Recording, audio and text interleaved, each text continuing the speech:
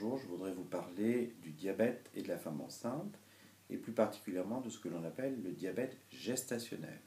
Ce sont des femmes qui ne sont pas diabétiques avant leur grossesse et chez qui on va dépister une anomalie de la régulation du sucre vers la 24e à 26e semaine d'aménorrhée.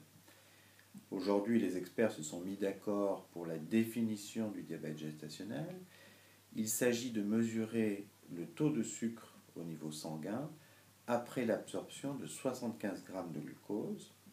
Lorsque la glycémie à jeun est inférieure à 0,92 g par litre, lorsqu'elle est inférieure à 1,80 g par litre après 1 heure, et lorsqu'elle est inférieure à 1,53 g par litre après 2 heures, il n'y a pas de diabète gestationnel.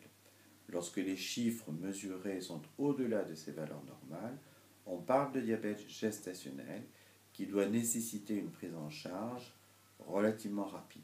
Rassurez-vous, tout se passera bien.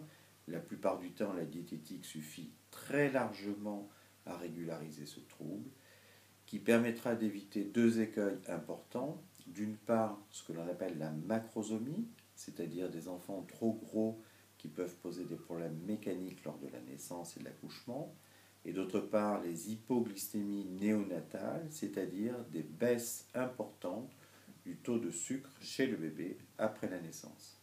La mise en œuvre de mesures thérapeutiques, diététiques avant tout, des femmes souffrant d'un diabète gestationnel évite largement ces complications.